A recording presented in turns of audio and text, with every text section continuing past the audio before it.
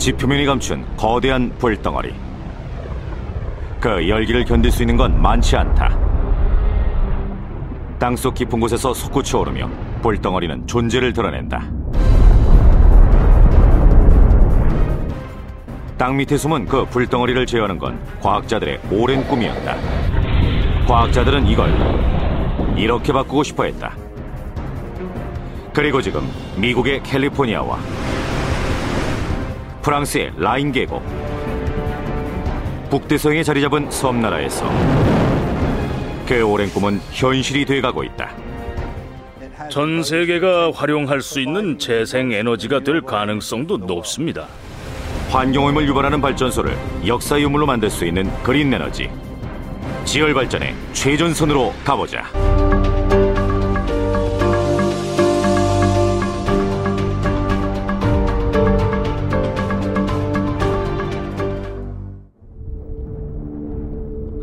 아이슬란드의 수도 레이캬비크에서 동쪽으로 40km 떨어진 곳에 위치한 26번 시추공. 추위에도 아랑곳하지 않고 기술자들은 2km 깊이의 구멍을 뚫고 있다. 엿새째 계속된 작업이다. 100년 이상 동안 시추공을 뚫는 이유는 대부분 원유 채취였다. 하지만 아이슬란드의 26번 시추공이 얻고자 하는 건 화석연료보다 훨씬 더 귀중한 자원, 초고온의 물이다. 땅속에서 솟아나는 뜨거운 물은 지열발전소에 터빈을 돌려준다. 지열은 화석연료에 대한 의존을 크게 줄이고 에너지 혁명을 일으킬 대체 에너전 중 하나로 주목받고 있다. 하지만 수 킬로미터 아래의 뜨거운 물을 지표면 위로 끌어올리는 건 쉬운 일이 아니다. 지하 깊숙한 곳에 숨어있는 지열 자원을 찾는 일은 건초 더미에서 바늘을 찾는 것과 비슷하죠. 바늘은 최대한 빨리 찾아야 한다. 이런 시추공을 뚫는 비용은 하루에 6천만 원에 달하기 때문이다. 26번 시추공은 지열발전의 미래에 큰 영향을 미칠 실험 프로젝트다. 시추공 아래에서 뜨거운 물이 대량으로 발견되면 이곳엔 대규모 지열발전소가 몇 개나 세워질 것이다. 헨리쉐이디에는 이미 그런 발전소가 들어서고 있다. 시추공이 에너지원을 찾아내면 지상에는 발전소가 세워지고 시추공에서 나온 물은 터빈을 돌린다. 하지만 지열발전은 아직 걸음마 단계다.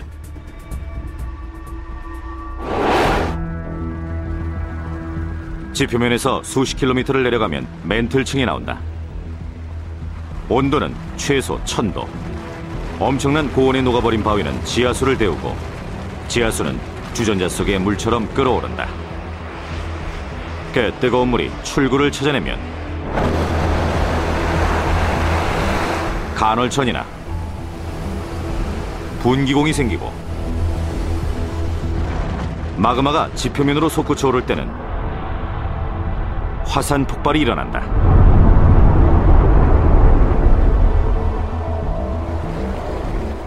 마그마로 데워진 물이 있는 곳까지 시추공만 뚫어주면 그걸 이용해 전기를 생산할 수 있다는 얘기다. 지열 자원으로 발전을 하려면 세 가지의 조건이 필요합니다. 물을 데워줄 뜨거운 암석과 지하수 웅덩이가 필요하고 뜨거워진 지하수가 지표면 근처까지 올라갈 수 있는 틈, 즉 열하도 필요하지요. 시추공이 섭씨 300도 이상의 물웅덩이에 닿으면 이렇게 된다.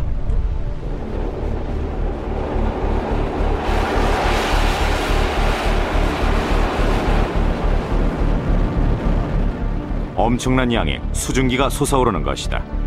수증기는 지열발전소의 터빈을 돌려 전기를 생산해준다. 1970년대 미국 로스앨러모스 연구소가 지열에 대한 연구를 시작한 이래로 많은 전문가들은 지열을 중요한 대체 에너지원으로 주목해왔다. 지열은 공짜로 얻을 수가 있고 발전 과정에서 오염물질이 나오지도 않는 데다 온실가스 발생량도 극히 적기 때문이다. 다른 대체 에너지와 비교해도 지열은 장점이 많다. 해가 있어야 전력이 생산되는 태양열, 바람이 불어야 터빈이 돌아가는 풍력과 달리 지열은 하루 24시간 발전이 가능하다. 지열은 가장 활용 가능성이 높은 대체 에너지원입니다. 전 세계가 필요로 하는 전력을 공급할 가능성도 있지요. 하지만 일반인들은 아직도 지열 발전에 대해 아는 게 거의 없다. 지열 발전이 상용화되기까지는 걸림돌도 적지 않다.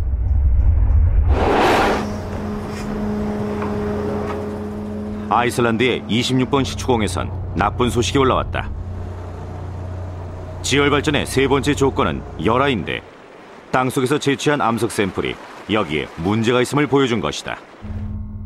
열화가 많지 않은 것 같은데 그건 바뀔 수 있죠. 더 깊게 파면 충분한 열화가 존재할 수도 있기 때문입니다.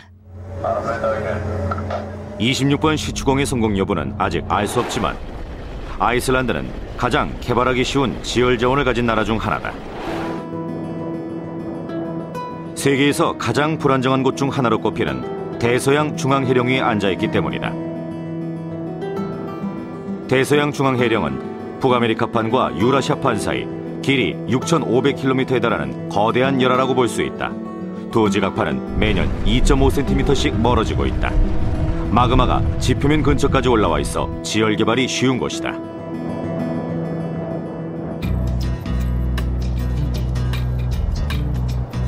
과거 아이슬란드를 상징하는 건 화산과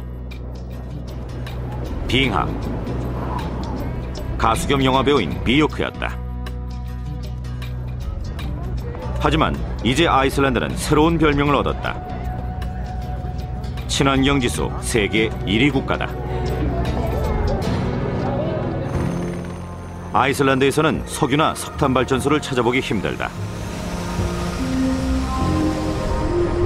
아이슬란드는 전력 대부분을 수력 발전이나 지열 발전을 이용해 생산한다.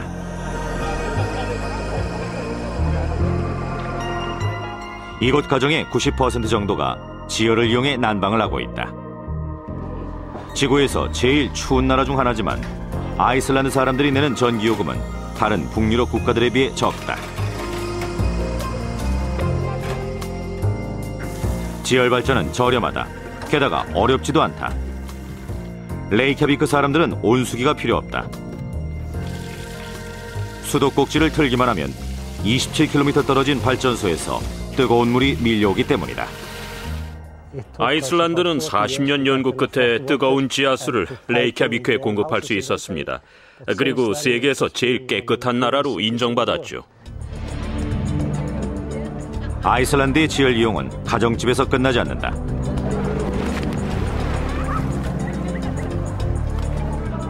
수영장과 온천에서부터 도심의 인도와 차도는 물론 에너지를 먹는 괴물인 온실까지 이 모든 것에 지열이 이용된다.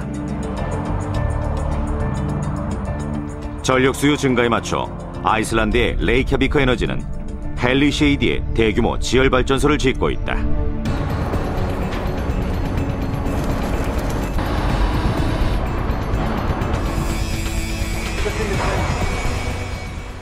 완공이 되면 이곳은 세계 최대 규모의 지열 발전소가 된다.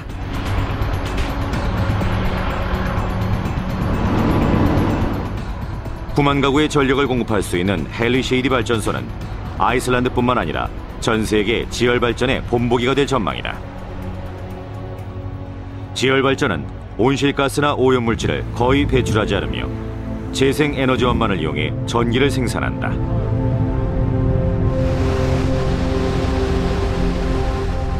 지열 발전에서 아이슬란드가 차지하는 위치는 화석연료 시장에서 사우디가 차지하는 위치에 비견된다.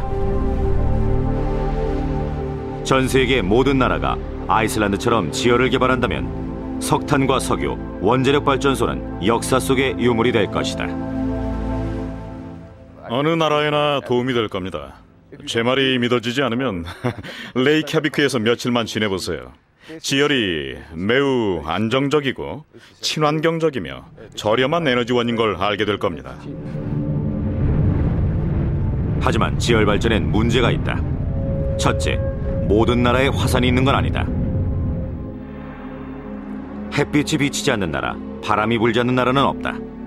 하지만 현재 기술 수준으로 지열 발전이 가능한 지역은 지표면의 10%에 불과하다. 아이슬란드는 아주 특별한 국가입니다. 탐지와 개발이 쉬운 지열 자원을 많이 보유하고 있기 때문이죠. 둘째, 아이슬란드 같은 나라도 지열 자원을 이용하기 위해서는 기술적인 난관 하나를 먼저 해결해야 한다. 시추다. 지열 발전에 성공하려면 세 가지 기본 조건이 충족돼야 한다. 뜨거운 난반, 지하수, 지하수를 끌어내기 위한 시추 기술이다. 이 조건들이 충족되면 지열 발전은 순조롭다. 하지만 새로운 문제도 발견되고 있다. 지열 발전 역시 에너지원이 무한하지 않다는 게 첫 번째 문제다.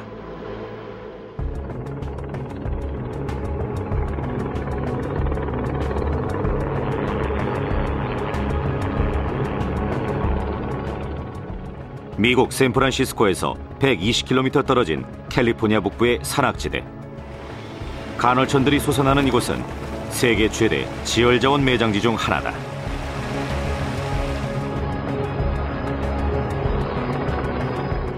면적이 약 48제곱킬로미터에 달하는 청정자연의 이 산악지역에는 발전소 단지가 자리 잡고 있다. 규모와 발전량이 세계 제일이다. 몇 개의 에너지 기업이 소유하고 있는 23개의 발전소는 아이슬란드 전체의 지열 발전량을 모두 더한 것보다 3배나 많은 전력을 생산한다.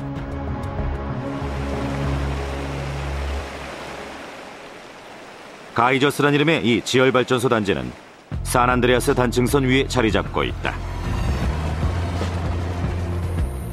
지열이 지표면 부근까지 올라오기 때문에 시추가 쉬운 것이다. 게다가 가이저스 아래에는 엄청난 양의 지하수가 묻혀 있다.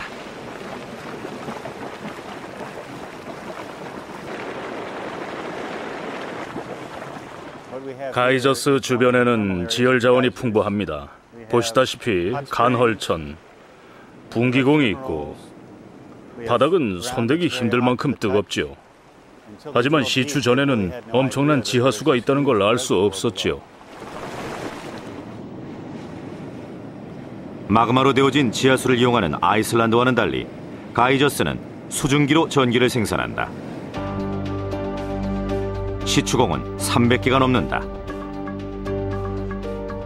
시추공을 따라 올라온 수증기 에너지가 전기로 변환되려면 복잡한 과정을 거쳐야 한다. 수증기는 단열 장치가 된 파이프를 타고 발전소로 들어와 바닥 아래로 내려간다. 먼저 여과기에 걸러서 터빈을 손상시킬 만한 물질을 골라내죠. 그 다음에는 터빈으로 이동합니다. 양쪽 끝에 입구로 들어와서 여기 보이는 여러 층의 날개를 통과하는데 이 과정에서 수증기 속 에너지를 뽑아냅니다. 전기는 터빈 속 날개를 분당 3000번 회전시킨다. 터빈은 거대한 발전기를 돌려 전기를 생산하고 이 전기는 전선을 통해 공급된다. 터빈을 빠져나온 수증기는 물의 형태로 바뀐 채 거대한 냉각탑으로 이동한다. 냉각탑에서 전기가 막 솟아나죠. 사람들은 저게 연기인 줄 아는데 그렇지 않아요. 사실은 수증기입니다.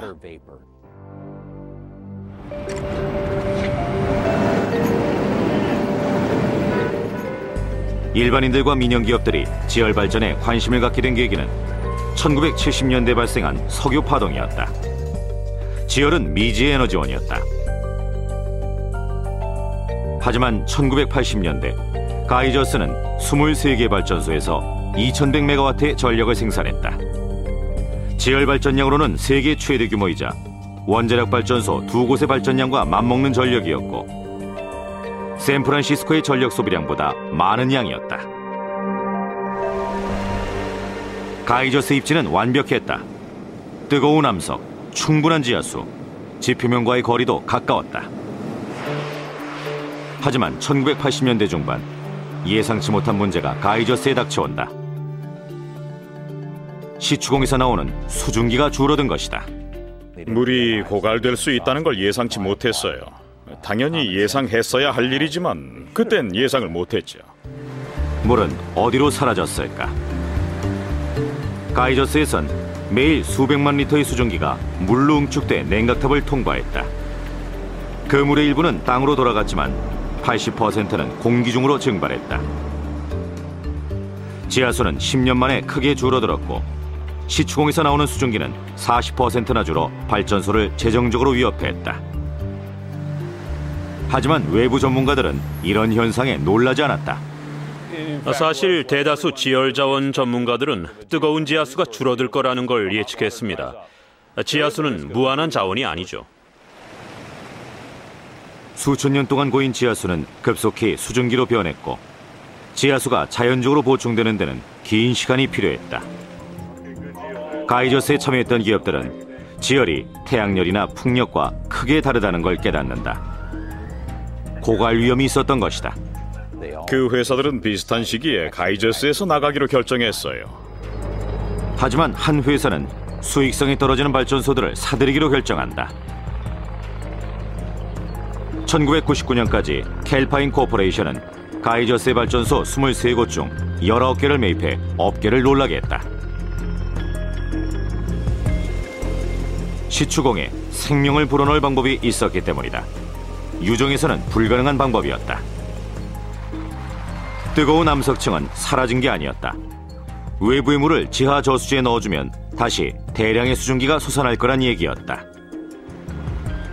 필요한 물의 양은 하루 7,200만 리터. 올림픽 경기용 수영장 28개를 채울 수 있는 양이다. 캘파인은 부근 지역에 재활용수를 끌어와 문제를 해결했다. 재처리 과정을 거친 하수는 100km 이상을 이동해 가이저스의 지하 저수지로 투입됐고 수증기로 지상에 돌아왔다. 발전량의 감소는 멈추었다. 하지만 가이저스의 현재 발전량은 1980년대 후반의 절반에 불과하다. 전력 생산량을 늘리기 위해 지질학자와 기술자들은 끊임없이 시추공을 뚫고 있다. 문제는 시추 작업이 지열 발전의 난관 중 하나라는 점이다.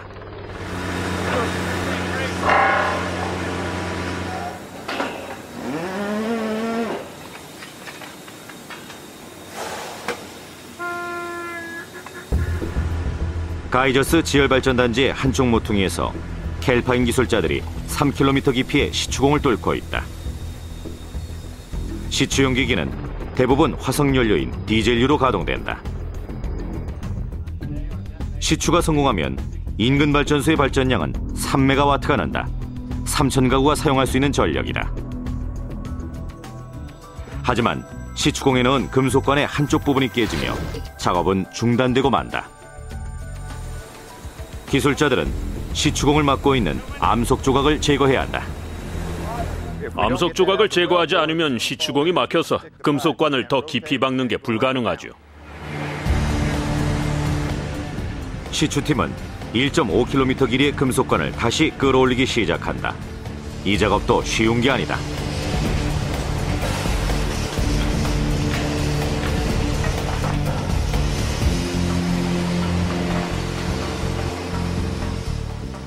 다음엔 문제가 된 부분에 시멘트를 부어 다시 단단하게 만든다.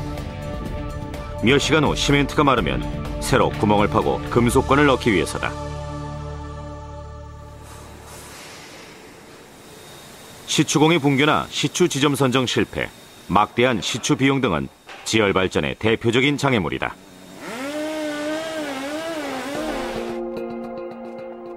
원유, 천연가스 채취대와 달리 지열 발전을 위한 시추는 단단한 암석에 구멍을 낸다. 더 깊고 더 뜨거운 곳에 있는 암석이다. 대부분의 시추는 열화를 피합니다. 시추공으로 뽑아내야 할 액체가 도망가 버리기 때문이죠. 하지만 지열 발전용 시추는 오히려 열화를 찾습니다. 그래서 시추가 더 어려운 것이죠. 몇 킬로미터 아래를 뚫어야 하기 때문에 시추 장비는 단단한 암석과 높은 압력, 높은 온도와 싸워야 한다. 시추용 드릴의 날은 툭하면 부러진다. 22cm 드릴날입니다. 시추 작업에 흔히 사용되는 드릴날이죠. 아래로 밀면 날이 회전하며 바위를 부숩니다. 작업 자체는 간단하죠. 암석을 갈며 내려가는 겁니다.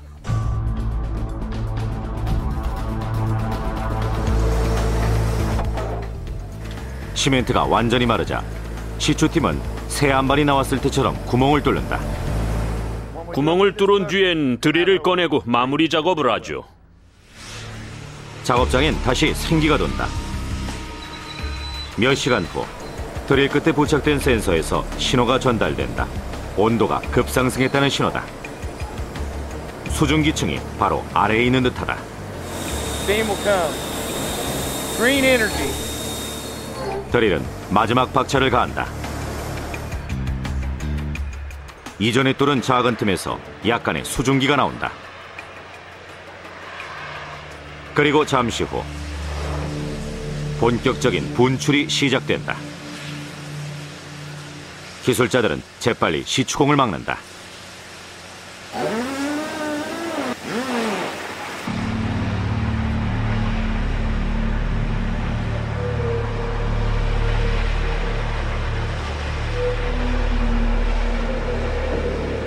하지만 결과는 만족스럽지 않다. 수증기의 양이 기대했던 것보다 적기 때문이다. 저희는 지금 나오는 수증기 양의 2배 정도를 예상했습니다. 그래서 2km 정도를 더 파볼 생각이고요. 수증기가 확 늘어나면 좋겠네요. 이튿날 기술자들은 시추공 안의 불순물들을 제거했고 목표했던 수증기 양을 얻게 된다. 3메가와트의 전력을 추가로 생산할 수 있는 양이다. 지열발전용 시추가 가진 문제는 비용만이 아니다. 시추는 사람의 생명을 위협하기도 한다. 9km 떨어진 곳, 또 다른 기술자들이 시추 작업을 마무리하고 있다. 이들이 소속된 회사는 가이저스에 새로 입주한 보틀록이다. 보틀록은 발전소 하나를 매입했다. 이제 수증기가 나오면 발전소는 17년 만에 가동을 재개하게 된다. 문제는 지하 저수지에 갇혀있던 유독가스가 시추공에 차 있다는 점이다. 유독가스가 밖으로 나오면 기술자들의 생명이 위험해질 수도 있다. 가장 위험한 유독가스는 H2S, 즉 황화수소다. 황화수소를 다량 흡입한 사람은 감각이 마비되는데 그 사실을 전혀 알아차리지 못한다. 미국에서는 매년 8명이 황화수소 중독으로 사망한다. 황화수소 중독을 막기 위해서는 시추공 청소 작업을 해야 하는데 까다로우면서도 위험한 작업이다. 발전소 안으로 들어오는 수증기에는 불순물이 없어야 한다. 그래서 미리 암석 조각과 유독가스를 제거하는 작업이 필요하다. 황화수소는 유독물질이죠. 그래서 인부들을 안전한 곳으로 대피시켰습니다. 농축된 유독가스가 배출될 가능성도 있기 때문에 미리 대비를 하는 것이죠. 시추공 청소 작업에는 날씨도 중요합니다. 오늘처럼 바람이 좀 있어야 유독가스가 금세 흩어지죠. 바람의 방향이 갑자기 바뀌면 인부들은 있는 힘껏 다른 곳으로 달려야 한다. 시추공을 열면 몇 분간 유독가스가 나옵니다. 유독가스가 다 나왔다는 건 소리로 알 수 있죠. 수증기 색깔도 회색에서 흰색으로 변하는데 그럼 발전 준비가 된 겁니다. 인부들은 모두 대피했다. 이제 시추공 청소가 시작된다. 시추공의 마개를 연다.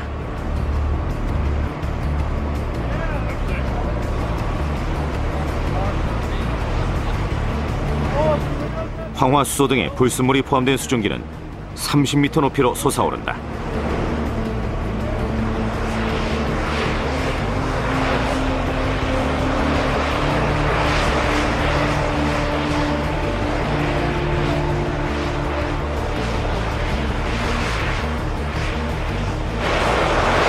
다행히 바람의 방향은 바뀌지 않았고 유독가스도 모두 공기 중으로 흩어진 걸로 확인됐다.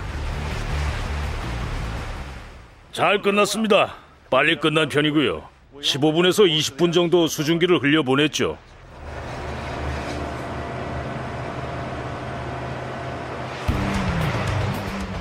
이제 시추공을 파이프에 연결한다. 발전소 안에서는 운영팀이 보틀록 발전소 재가동을 기다리고 있다. 17년간 잠들었던 발전소는 과연 다시 가동될까? 지열 발전이 성공하려면 뜨거운 안반과 충분한 물, 지표면에서의 접근성이 보장돼야 한다. 하지만 이런 조건을 모두 갖춘 곳은 지표면의 10%에도 미치지 못한다. 지열 발전은 입지가 좋아야 가능하다는 얘기입니다. 다시 말해서 뜨거운 마그마와 충분한 양의 지하수가 인접한 곳에 존재하고 지표면에서도 멀지 않아야 지열 발전을 할 수 있죠. 물론 그런 곳은 아주 드뭅니다. 프랑스의 라인 계곡은 그림 같은 농장과 포도주로 유명한 곳이다. 하지만 이 한적한 시골에서 과학자들은 지구온난화에 대항할 무기를 개발하고 있다. 새로운 지열발전 기술이다. 부근 마을의 이름을 딴 술츠 프로젝트는 지난 20년간 지열발전의 최대 문제점을 해결하기 위해 노력해왔다. 아이슬란드나 캘리포니아처럼 화산활동이 활발하지 않은 곳에선 지열발전이 힘들다는 문제점이다. 이 프로젝트가 성공하면 대부분의 나라가 지열발전소를 지어 화석연료 의존도를 뚝 떨어뜨릴 수 있을 것이다. 술츠 프로젝트는 1970년대 로스앨러머스 연구소에서 탄생한 가설에 토대를 두고 있다. 새로운 지열발전 방식으로서 EGS라 불리는 첨단 지열 발전 시스템이다. EGS는 비화산지대에서도 활용이 가능한 발전 방식입니다. 뜨거운 안반에 많은 양의 물을 주입해 뜨겁게 데운 다음 그 물로 발전을 하는 거지요. 술츠 프로젝트의 목표는 EGS가 세계 어느 곳에서나 가능하다는 걸 직접 보여주는 것이다. EGS 방식 발전을 위해 라인 계곡의 기술자들은 5km 깊이의 시추공을 뜨거운 안반이 있는 곳까지 뚫었고 고압 분사기로 수백만 리터의 물을 인공 저수지에 넣었다. 지열 발전 환경을 인공적으로 조성한 것이다. 다음 단계는 중앙 시추공으로 물을 넣어 다른 두 시추공으로 온수를 뽑아내는 단계다. 술츠 프로젝트의 최대 과제는 EGS에 필요한 시추공을 뚫는 일이었다. 땅속에서 이루어지는 작업이라 어려운 점이 많습니다. 예상치 못한 난관이 자주 나타나죠. 부담감도 상당하고요. 오늘 그 부담감은 더 커질 전망이다. 온도 센서를 보니 뭔가가 두 번째 시추공과 세 번째 시추공 사이에 물 흐름을 막고 있는 것 같다. 균열로 아직 갈라지지 않은 장벽 같은 게 두 시추공 사이에 있는 것 같습니다.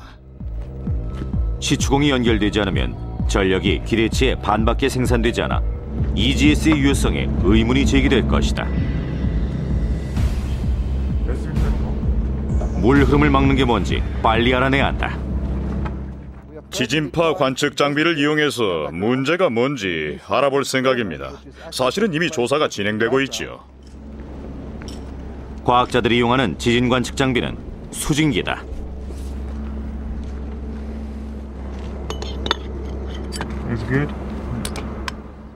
이걸 먼저 생각하셔야 합니다. 우리가 하는 작업은 지하 5km 지점에서 진행된다는 거요. 간접적인 정보에 의존할 수밖에 없지요. 먼저 시추공의 마개를 연다. 그 다음에는 수증기를 시추공 안으로 넣고 천천히 내려준다. 수증기는 석유 시추 작업에도 사용되는 장비다. 하지만 지열 발전용 시추공은 더 뜨겁고 깊다.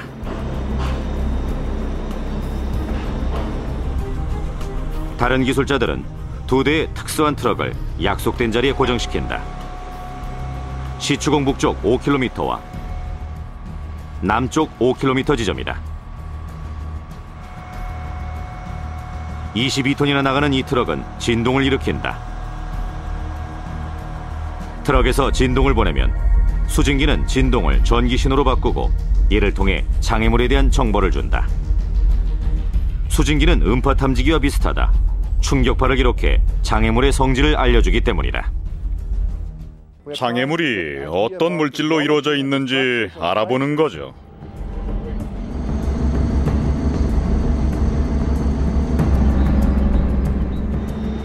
5km 아래로 내려간 수증기가 마침내 자리를 잡았다. 오케이.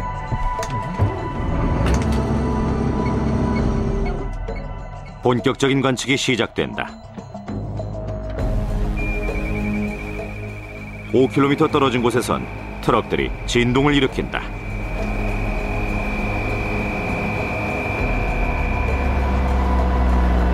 Can I show you how much it vibrates?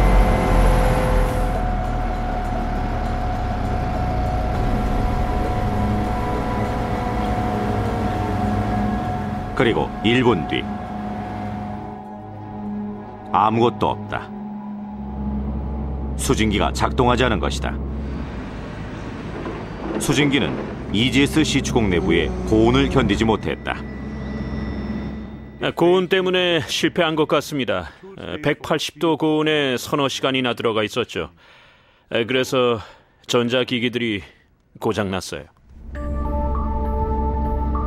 지하 저수지의 문제점을 알아내기 위해서는 수증기를 수리해 다시 관측을 시도해야 한다. 이런 문제는 늘 터지죠. 매일 터집니다. 저 안에선 제대로 작동하는 게 없어요. 과학자들은 몇 달이나 고압 분사기로 물을 주입해가며 두 시추공을 연결하려고 노력했다. 전력 생산량을 크게 늘리기 위해서다. 지금까지 시도는 모두 실패로 돌아갔다. EGS 시추 작업에 부작용도 드러났다. 바로 지진이다. 시민들이 동요할 가능성도 없지 않죠. 술추 프로젝트는 규모가 작은 인공지진을 수천 번이나 발생시켰다. 지진은 고압으로 분사된 물이 암석 단층면에 균열부로 들어갈 때 일어난다. 가이저스가 위치한 대형 단층면 부근에서 이런 시추가 이루어지면 상당한 규모의 지진도 일어날 수 있다. 물론 이런 문제점은 모든 시추에 내포돼 있다. 석유 업계도 시추공을 깊이 파면 같은 문제가 일어날 수 있죠. 2006년 술취에서 190km 떨어진 도시에선 시추 작업이 일으킨 가장 강한 지진이 발생했다. 스위스 바젤도 같은 프로젝트를 진행 중인데 5km 깊이의 시추공을 뚫을 때 진도 3.4의 지진이 발생했어요. 땅이 흔들리자 시민들은 겁에 질렸죠. 시추 작업이 강진을 일으킬 가능성은 거의 없지만 그렇다고 주의를 게을리할 수는 없다. 몇 시간 만에 수증기 수리는 끝났다. 기술자들은 다시 수증기를 시추공에 넣는다. 4,680 meters. 트럭도 다시 진동을 일으킨다.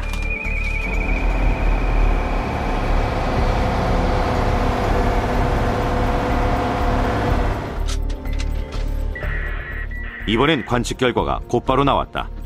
수증기가 작동한 것이다.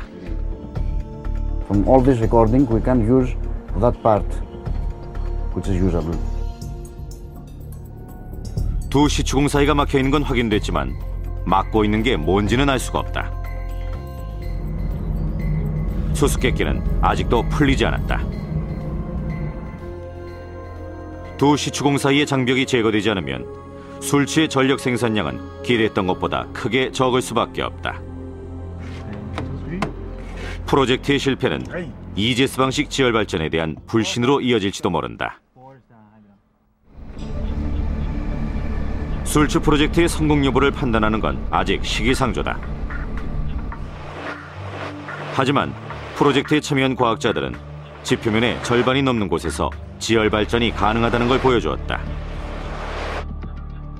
호주와 독일은 이미 술취 프로젝트를 모방한 EGS 방식 발전소를 짓고 있다. 문제는 일반 지열 발전보다 더 깊이 시추공을 뚫으려면 비용이 엄청나게 많이 든다는 점이다. 단단한 화강암을 두부처럼 자르는 드릴이 발명돼 15km 이상 시추공을 뚫을 수 있다고 상상해보자. 그런 드릴이 존재한다면 현재보다 저렴한 비용으로 지열 발전용 시추공을 뚫을 수 있을 것이다.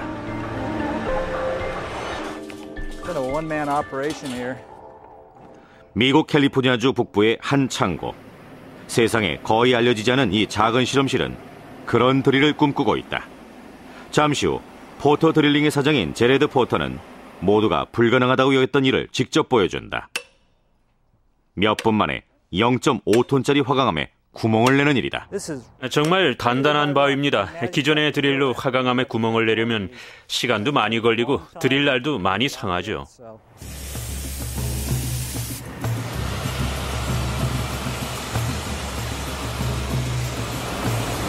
Oh, whoops. Hey, Jim, it came off. We need Allen wrenches. 최첨단 드릴이라고 하지만 겉모습은 화려하지 않다. 어떻게 보면 허술하기까지 하다. All right, there we go again, huh? 파이프같이 생긴 이 드릴은 암석을 파헤치거나 갈지 않고 구멍을 낸다고 한다. 이른바 화염분사 드릴이다. 화염분사 드릴은 30년 전 제레드 포터의 아버지가 고안해냈다. 그는 미국 로스앨러머스 연구소에서 근무한 지열 연구의 선구자였다. 제레드 포터는 아버지가 고안한 기술을 활용해 몇 가지 시험용 드릴을 제작했다.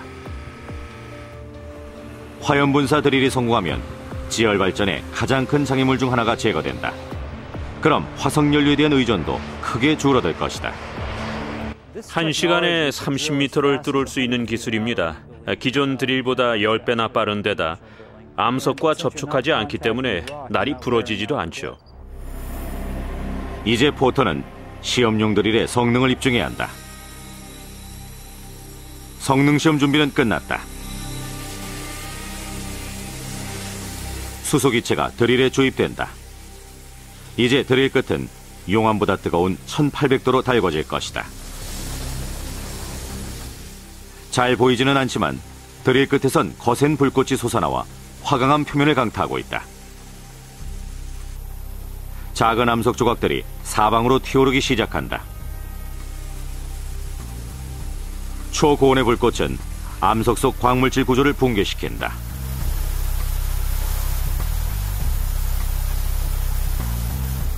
시험이 끝났다. 구멍의 지름은 10cm에 조금 못 미칩니다. 3분 정도 드릴을 가동했는데 구멍의 깊이는 25cm에 가깝네요. 시험용 드릴은 단시간에 바위를 뚫었다. 시험 성공이다. 하지만 화염분사 드릴은 지열 발전용 시추공 내부처럼 물이 흥건하고 압력이 높은 곳에서도 작동해야 한다. 그래서 이 기계가 필요하다. 열수 드릴이란 이름의 또 다른 시험용 드릴이다.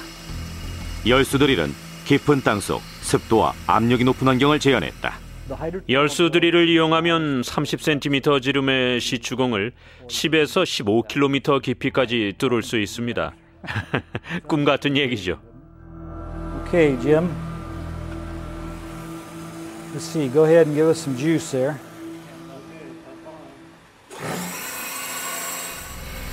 Igniting. 제레드 포터가 개발한 열수 드릴의 날은 섭씨 4000도의 불꽃이다. 불꽃은 일반 드릴의 날과 달리 암석 표면을 건드리지 않고 암석 표면에 물을 가열해 암석에 균열이 생기게 만든다. 암석 파편은 물살에 밀려난다. 이제 화강암 덩어리를 꺼내 시험 결과를 확인한다. 화강암엔 완벽한 형태의 구멍이 생겼다. 다음 단계는 드릴의 상업화인데 아직은 해결해야 할 문제가 많다. 아직 갈 길이 멀죠. 상업화할 단계는 아니. 아이슬란드의 26번 시추공에서는 기존 드릴을 이용한 시추 작업이 계속되고 있다. 시추공이 아직 열리지 않았어요. 뜨거운 물이 나오질 않네요. 2km 깊이의 시추공을 파는 공사는 여전히 진행 중이다. 300도의 물은 아직 나오지 않았다. 뜨거운 물이 나오지 않으면 33억 원의 비용을 날리게 될지도 모른다. 지질학자들은 몇 시간 전 시추공에서 끌어올린 암석 조각을 분석한다. 암석 조각은 중요하다. 암석의 구성물질을 분석하면 온도가 어느 정도인지, 열화가 근처에 있는지의 여부도 짐작할 수 있죠. 암석 파편을 분석한 헬가 도테르는 중요한 사실을 알아낸다. 암석에 포함된 광물질을 분석한 결과 시추공의 바닥이 280도라는 걸 알아냈어요. 280도도 낮은 온도는 아니지만 지열 발전소를 돌릴 온도에는 미치지 못한다. 시추 작업은 24일이나 더 진행됐다. 지금까지 시추 작업에 투입된 비용은 200만 유로, 30억 원에 가깝다. 그래도 돈과 시간을 투자한 보람은 있다. 300도의 암반을 찾아낸 것이다. 26번 시추공은 운이 좋은 편이다. 시추는 성공으로 끝났고 이제 아이슬란드는 이곳에 세계적인 규모의 지열 발전소를 지을 것이다. 한편 6,800km 떨어진 다른 곳의 시추 작업 결과도 살펴보자.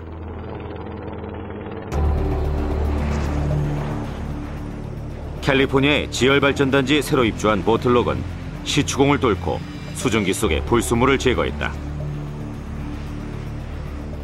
이제 수증기를 발전소 안으로 보내 17년간 서 있던 발전기를 돌릴 차례다. 운용 인력은 전기가 생산되기를 기다리고 있다. 보틀록 발전소가 수익을 내려면 17메가와트 이상의 전력이 생산돼야 한다. 전력 생산량이 적으면 발전소는 적자를 면할 수 없다.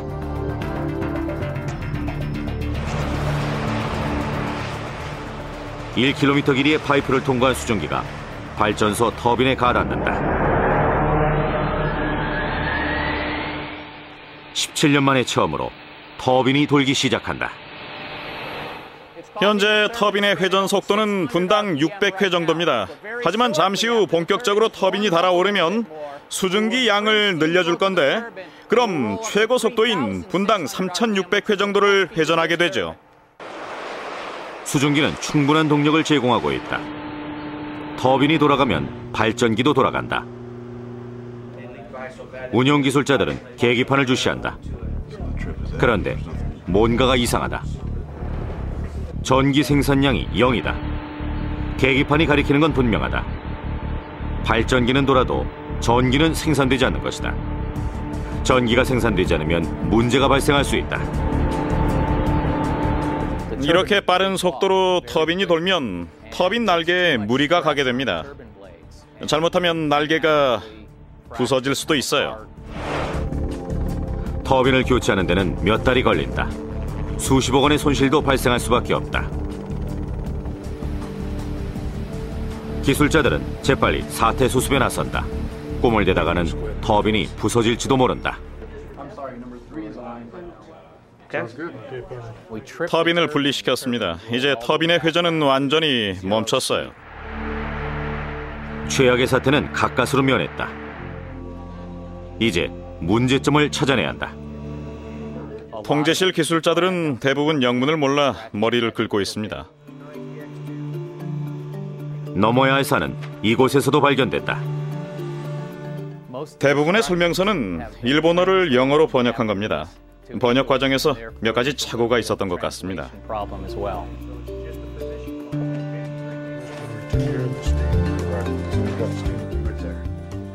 9일간 6천만 원의 비용을 쓰며 수리는 끝났다. 보틀록 발전소의 기다림도 17년 만에 끝난다. 루이스 카푸아노는 꿈을 이뤘다. 잠자는 발전소를 깨우겠다는 꿈이 드디어 실현된 것이다. 힘차게 돌아가는 보틀록의 발전기는 캘리포니아에 전력을 공급하기 시작한다. 지열 발전은 오랜 기간 세상의 주목을 끌지 못한 재생에너지였다. 지열 발전소는 공짜 에너지원을 쓰고 오염물질도 거의 내놓지 않고 수익도 내고 있다. 하지만 여러 장점이 확인된 지금도 지열 발전은 세계 전력 수요의 0.5%만을 담당하고 있다. 사회적 인식도 크게 부족하다. 제 아이 셋도 학교에 다니는데 학교에서 지열 발전에 대해 배웠다는 아이는 없더군요. 태양열과 풍력은 더 많은 정부 지원금을 받고 언론과 대중도 더 많은 관심을 기울인다. 하지만 태양열과 풍력 발전엔 약점이 있다. 바람이 불지 않거나 해가 가려질 경우 전력 생산이 불가능하다는 점이다. 하지만 지열 발전은 화석연료 발전이나 원자력 발전의 지위를 이어받을 수 있다. 발전이 늘 가능하기 때문이다. 지열 발전은 전력 생산의 기반이 될 수 있죠. 언제나 발전이 가능하니까요. 세계의 전력 수요는 연간 10조 와트에 달할 정도로 어마어마하다. 그 수요의 90%를 담당하는 건 화석연료 발전과 원자력 발전이고 수십억 톤의 온실가스와 위험한 핵폐기물로 지구는 신음하고 있다. 지열발전 관련 연구가 시작됐을 때부터 학자들은 지열이 화석연료를 대체하기를 꿈꿨다. 지열 발전은 아주 커다란 잠재력을 가지고 있습니다. 지열은 전 세계가 활용할 수 있는 재생에너지가 될지도 몰라요. 모든 나라가 지열을 이용하기 위해서는 화산활동이 없는 곳에서도 지열 발전을 할 수 있는 방법이 마련돼야 한다. 술주 프로젝트의 EGS 기술이나 미국에서 개발 중인 드릴은 지열 발전에 획기적인 전기를 마련할지도 모른다. 저희들의 꿈은 지열 발전이 세계 모든 나라에서 상용화되는 것입니다. 지열 발전이 폭발적으로 증가할 가능성은 충분하다고 봅니다. 자연의 힘을 그대로 이용하는 지열 발전. 땅속 깊은 곳에 숨은 불덩이는 과연 인류와 지구의 미래를 구할 수 있을까?